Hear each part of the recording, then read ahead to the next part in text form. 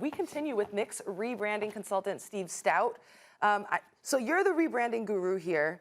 You know, we were just. I'm the branding guru. I'm music guru. You've done many things. Yeah, many things. Many things. You've succeeded at the highest levels of a number of different genres of business and industries, and that's why it makes absolute sense to me that the Knicks bring you in for your expertise. And I want to start with where we kind of left off on James Dolan. He gets a lot of criticism, and as you heard in the angst from Max, you know, that whole Oakley incident, it still resonates and hurts a lot of Knicks fans. When you think about Dolan, does he need a rebrand as well? I don't think. If we work on, we have the Madison Square Garden. It's the greatest place to play on earth, right? It's the greatest arena in the world, my point of view. That's why athletes want to go there. They get psyched up to go to Madison Square Garden. And you have this iconic franchise. I think if we get those two things right, not that Garden has no issues. If we get the Knicks right and we get players wanting to come in, I think all of those other things that, as we talked about, whether it be Steinbrenner or Jerry Jones, when you start winning and you start putting that product on the court, those things start to dissipate. So it has nothing to do with Dolan? So some of the on. frustrations have nothing to do with Dolan, in your opinion? I think fans need somebody to point at. Let me say this. Let me move this forward. First of all, let's understand something here. You've got three sides when you talk about a basketball franchise. You've got operations operations, your president, your GM. You've got your coaching. And, of course, you've got the business side. And if they're all aligned and they're of one like mind and one voice, you really, really don't have any problems. That's why you don't have problems in Miami. For example, if Pat Riley, one could argue, was still here and had never left via fax to depart from the Knicks to go to Miami, we might not be saying what we've been saying about the New York Knicks for the better part of the last 2 decades. So you're saying winning cures all? Well, it's not just about winning, Ben. It's about the voice and it's about things being aligned. So really where you come in, Steve, where I think it's important that you really highlight for everybody what you are about is that by Dolan bringing you on board, Max's point is that nobody's going to believe in Dolan. If his name is attached to it, if his imagery is attached to it, nobody's going to believe in him. But if it's you, it might be an entirely different ball game altogether. So when we're sitting up here with Steve Stoute, here's the question.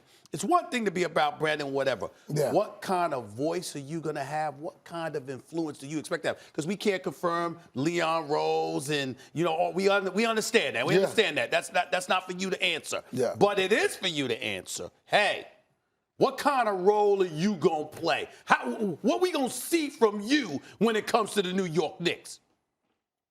Winning, aggressive attitude, going after the best, representing exactly what a winning attitude and a winning culture needs to have. That means players, that means coaches. That means players, that means personnel, coaching, everybody. Yeah. I'm going to help play a role. Halftime entertainment. Pre-game entertainment. Pre-game, post-game, everybody. The way you look on the way out, the way you feel when you walk in. So that you know that makes you the man for the Knicks then, right? Ooh. You understand that, right? Yeah. So am I talking to the man for the New York Knicks? Come on, man. That's what I'm asking. Listen, I'm part of a team, and I'm going to be part of a team. Okay. But I got a loud voice. Got it. That's part of a team. I agree with you that the nature of basketball, and particularly the NBA, is if you just clear the decks, you have no salary issues, no bad contracts, some young players, you can get a single superstar to change an entire way a team is perceived, right? So I don't think it's a bad idea to target the Greek Freak or someone like that in free agency and say the world is yours. You can take over New York. We've never had a player like that, right? Yeah. On the other hand, the Knicks have tried that strategy before and have struck out so much that what they wind up with is just clear decks, right? So how do you do that? When they tried it before. LeBron and Wade, during the decision. Carmelo they traded the whole team for Carmelo. Well, that's exactly to your point you just said. You said, well, you focus on one guy. Right, but you have to focus on a guy who's actually an MVP caliber player, not just an all-star. I mean, everybody thought at that time Carmelo was. You didn't think that, all right? Cool. He wasn't. I was right. If everyone thought that, they were wrong. But the point, and he's a great player, but there's a difference between LeBron and Carmelo. This guy's rough. The point is, I'm just honest about Dolan. Steve, I'm not going to say something different because you're here. No, I'm just saying. Don't apologize for being rough. By the way, I'm talking about Carmelo. I thought that when they made the Carmelo move, it was aligned with exactly everything you just said, focusing on a superstar athlete. No, they didn't just sign him. They traded the whole team for him. And then when Donnie Walsh was trying to play hardball, Dolan stepped in and was like, no, just give them everything they want. Come on, man. The point is that was Dolan messing that up. But the point still is. You're good. You believe rumors are facts. Well, I mean, you tell me if that's not true. So you believe rumors. Well, I'm the just phone saying, call made to CAA? No. Okay. I have my sources, you have yours. Yeah. But the point is, I think that your strategy is a good one. Let's clear the decks and try and get primetime superstars to come and take the money in New York. Right. Look what you can have. Yeah. On the other hand, that has to be on simultaneous tracks with drafting and development. 100%. Yes. So what kind of influence do you have on that side of it, on the personnel side? I mean, we're bringing in a president. Obviously, we're looking quickly to get a president in to help reshape what that's going to be, that coaching team and the development team for our athletes. I am working with Dolan and working with the organization to help as we pick that leader, helping support that leader, whatever he needs to help bring the best teams that he can to New York. Like that's my role. I don't want to sit here. But the reason I'm interrupting is this. You know what? There's somebody else that was in the business world that decided to be a president of basketball operations. Now, obviously, that's not the role you're playing. But I'm thinking about Irvin Magic Johnson and how there were various people that were arguing he had to divest his interest. This is a full-time job. That's not what you're saying here. So considering, I want you to highlight for us the multitude of things that you're going to be into and whether or not that's going to compromise you in any way. And I'm talking about in terms of your time and your energy needed to help revamp the New York Knicks. Okay, so first and foremost, I'm in the entertainment business. Right? I'm in the media entertainment business. I work with advertisers. I work with great artists. That's what I like to do. And I've always found whether you're working with a Jay-Z, a great artist, or you're working with a star like LeBron James, it's very similar in what keeps their attention, keeps them focused, and attracts them to whatever situation you want to bring them to. And they want to be around successful people.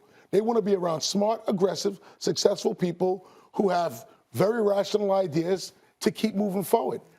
And that's the kind of spirit that I want to bring to this team. And if I can play a role in getting that done, whether it be the entertainment, like I said, during a game, or a player that we want to go after, or a coach that we want to go after, whatever it may be, I want to be able to play, and I have the liberty to play a role in getting that done. That does make a difference. That's a big difference. I thought Donnie Walsh was an excellent GM. I thought Dolan cut his legs out in the Carmelo deal. But during the decision with LeBron, the Knicks contingent that went in was never going to compete with Pat Riley.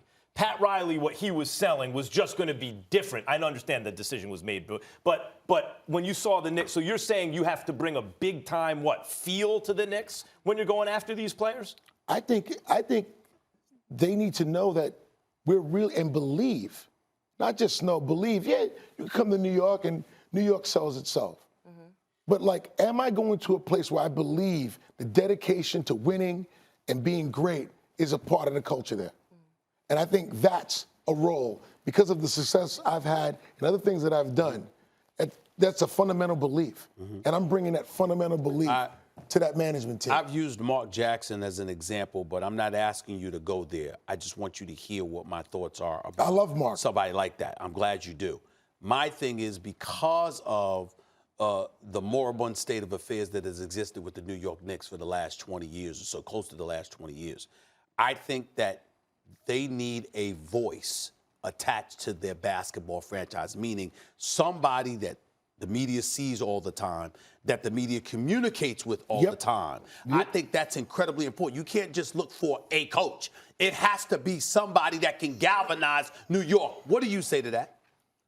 I wouldn't disagree with you. I think having, if you don't have a superstar athlete, one singular superstar athlete that's the face of the team, that can talk on the team's behalf, having a coach like that who has the magnitude and gravitas so that the media would love to talk to him and believe him, I think that's super important for the organization. I think every organization needs that, either with a superstar athlete or coach. Mark Jackson definitely has a you've track had- record of developing young talent and having them believe. Yes, he You've had does. a number of wins. I absolutely want to see this work for you and for the Knicks to turn it around. We all As a desperately Knicks do. fan, can you give me a timeline to hold on to? You want to get look. Just reasonable things to think. Look, I'm a sports fan. As any sports fan knows, like what you really want to see is signs of optimism, improvement, week in and week out, improvement.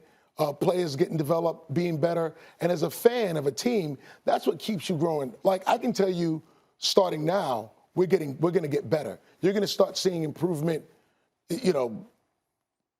week after week, and just the aggressive nature of the team itself, management, who we're going after, what we're bringing in. We know we needed change, or they know they needed change, and I believe that there's a very clear path and plan to help bring that optimism and hope to winning and give New York City the team that they deserve. All right. Well, thank you so much for joining us, Steve. Thank you. Good luck, bro. Even though Max gave up, Good I'm luck. sure in his heart Max. of hearts, he's hoping the Knicks come back around. Max, listen, Max, we talking about your music career? No, we talking, listen. Evaluate Max's music career. Give him that. I since looked he's been at coming at you hot all day. So I just looked it up. Max was a rapper signed to Columbia Records, and I was there back then. Nas was on the label, the Shout out to Fugees, Cypress Chris Cross, Hill. Cypress Hill, Rough House Records, Rough House. Chris Cross. So Max knows all about this whole connection between obviously music and sports. The other thing is like bringing entertainment.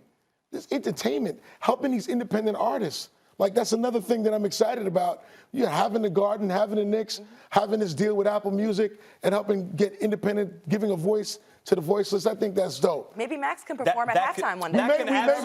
That can absolutely have an effect on the culture. It can be part of a solution. One part even though of it. people make fun of it, like, oh, what's that really going to do? I look at the Ducks all the time, Oregon. They changed their uniform. Something as simple as just hot uniforms. All of a sudden, recruits wanted to go play there. That stuff makes a difference. When Kevin Durant first went to Golden State, before he got on the court, the first thing I had done was I threw an event for him at a very good friend of mine, Ben Horowitz's home. He's the leading venture capital. Every athlete came, and all they wanted to do was speak to Ben Horowitz about what tech investment can I be. So whether it's music and entertainment or technology, yes, you can do things to help shift the culture. We got to go. It was a great interview. I appreciate your time. But the bad part about ending it the way that you did is that what you just said has us thinking, why the hell weren't you here before last summer when Kevin Durant, before he went to Brooklyn? Now I got to go. Steve, just bring the green messed up my homo. Everyone forget about it. How come you wasn't here last week? Reaching the finals this year. Should have brought you here last I'm on week. Stephen time. A., if they get it to the Coke I'm Bowl, on you won't be time. singing You know what that I'm saying? tune. Don't tell us that about you and Kevin Durant now. Where were you a year ago?